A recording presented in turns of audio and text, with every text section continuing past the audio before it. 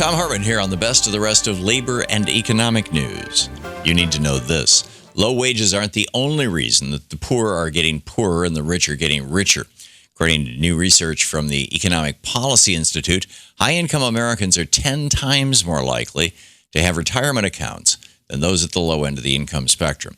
And the national shift away from defined benefit pension plans into 401ks has left more and more older Americans retiring in poverty.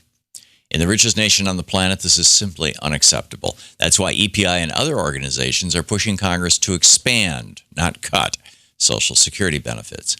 Decades ago, most working-class Americans were able to retire with dignity because of the defined benefit plans provided by their employers. But that's no longer the case. Those plans were pretty much wiped out and replaced with 401k plans that may or may not include matched contributions from employers. As low-wage workers don't have much to contribute, employers don't match anything. And retiring workers end up with little to no savings when it comes time to leave the workforce. And even if some workers were able to save, their savings were subject to the turns of the stock market. Wealthier workers were able to contribute and save more in their retirement plans, and they're often better able to withstand the ups and downs of the market. The income disparity in retirement savings is so pronounced, 74% of total savings in retirement accounts belong to the top 20% of earners, even though that group only brings in 63% of all income. Rich people aren't just earning more, they're saving more, and that leaves them in better shape for retirement.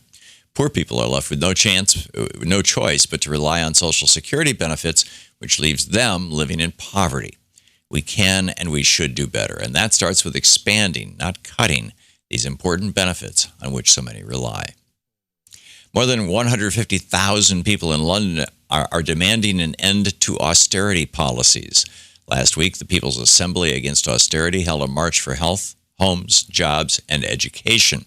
Those protesters are calling on David Cameron to resign in the wake of the Panama Papers revelations that he raked in profits from his father's offshore investment fund. They marched through the streets of London earlier this month chanting, "No ifs, no buts, no public sector cuts." And Dodgy Dave, get out. We know what you're all about. Sam Fairburn, the National Secretary for the People's Assembly, said, quote, "We're now seeing the potential for big unrest across the country, and it won't be long until this government faces a movement for change they can't control," end quote. People have had enough of austerity, and it's time for their government to realize that they will never cut their way to prosperity. If lawmakers in Idaho have their way, poor families may be celebrating Independence Day with empty bellies.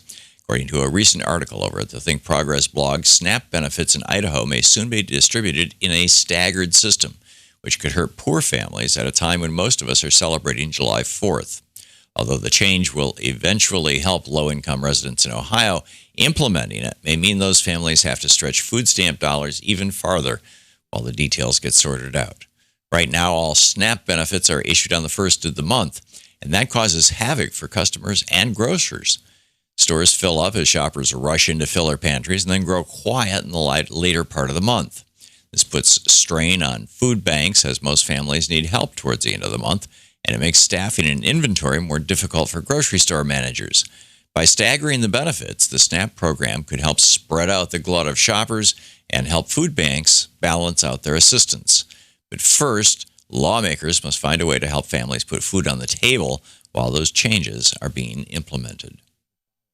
Verizon workers and their allies are marching against greed. Last week, 40,000 Verizon workers continued their strike for the second week and marched through the streets of Manhattan.